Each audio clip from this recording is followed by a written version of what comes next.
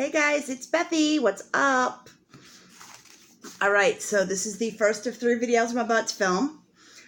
Yes, I'm going to have the same shirt and makeup for all of them because, well, the only reason I'm doing them as 3 separate videos and not one video is because they're 3 different shows. I'm going to start off tonight with my recap for Lucha Underground. Lucha Underground started off with a singles match for the Gift of the Gods Championship between Ivelisse and Dragon Azteca Jr. Now, interesting fact, because this is me really finally starting to get back into Lucha Underground because I'm finally somewhere where I have El Rey, so I'm able to watch it because we actually just got our cable upgraded, so we've got it, which is pretty cool. The Gift of the Gods Championship is similar in concept to the Money in the Bank, only with the Gift of the Gods Championship, you have it, and in order for them to properly build up and promote the match, you have to let them know at least a week in advance of your intention to take the title and cash in to face the champion. So that's kind of cool because that way they can promote it, to try to give it the build up that it deserves, which is cool. Also, whether you win or lose, the champion itself has 7 medallions on it, which are meant to symbolize the 7, oh my gosh, what the heck was it? It's the 7 principles of the Aztec warriors or something like that. I think the entire thing is a really cool concept. But what happens is they pick 7 people, and each one of them gets one of the medals, and they face each other. If you win, you keep a medal. But then, and this to me kind of doesn't make sense, at the end, they do a match with all 7 people, all 7 medals, and whoever wins the match overall gets all 7 of the medals, gets them put into the championship belt, and they are the Gift of the Gods champion.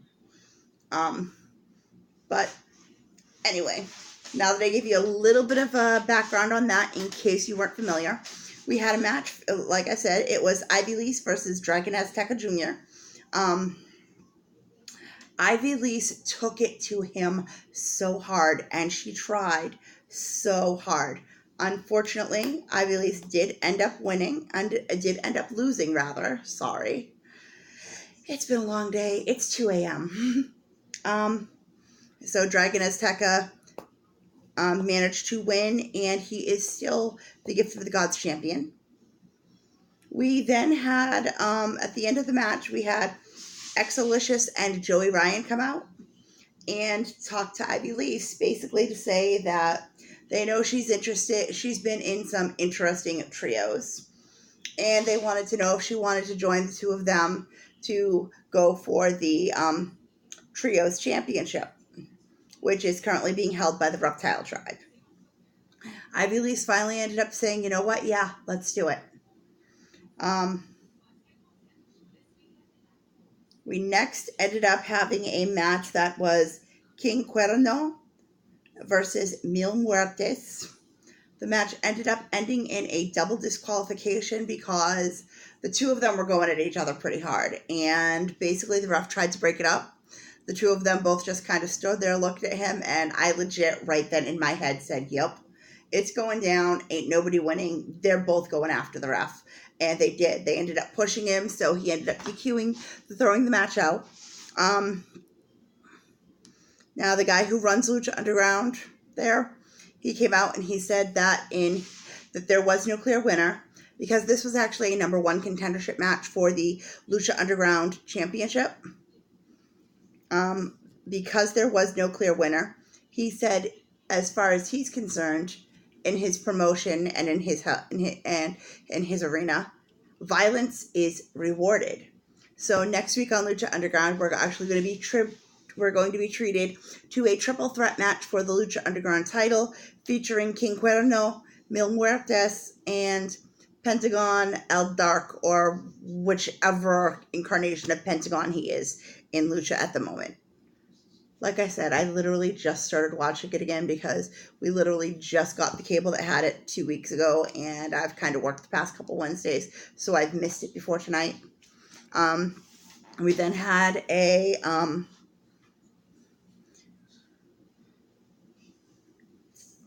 we ended up having then, as our main event, we had a trios match. Yeah, I know, there were only 3 matches, but honestly, it was pretty good.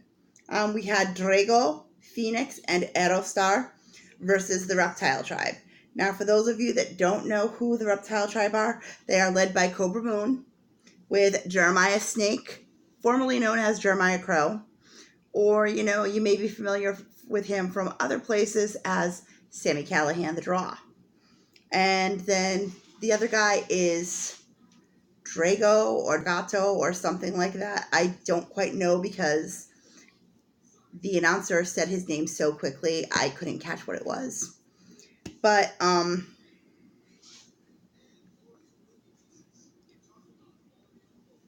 basically what ended up happening was that the Reptile Tribe ended up winning because in the end, Phoenix ended up kind of coming back to himself, sort of, but not really, because basically what happened was Phoenix was dead.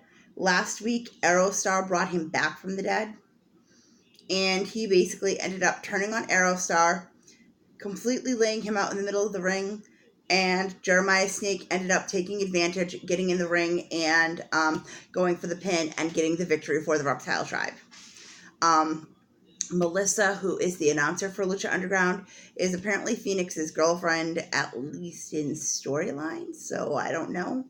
But she basically tried to find out what was wrong with her, and he pushed her away as well. I mean, all through the entire match, there were basically signs that you knew something wasn't right with Phoenix. Not to mention, the episode's title was very aptly named, where it was called Pet Semetary.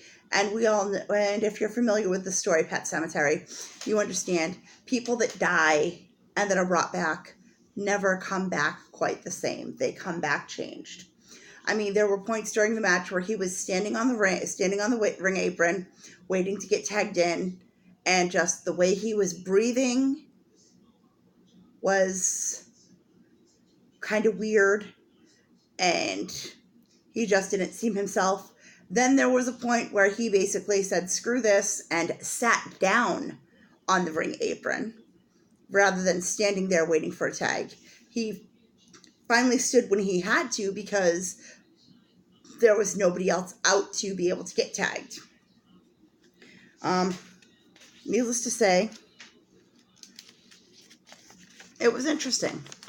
Lucha ended with, I didn't catch his name, but he is apparently Ivy Lee's brother, and he basically paid the owner for a shot where he next week now is getting a shot at the Gift at the Gods Championship. And after he gave him that money, he ended up pulling out more.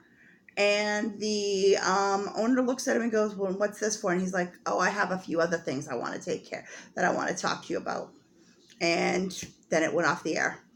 Very cool. I love the fact that Lucha Underground kind of has the whole telenovela vibe to it. It was really cool. So, yeah, that's basically what you missed. And, well, hey, it is what it is. All right, I will be back in the next video talking about tonight's Mae Young Classic.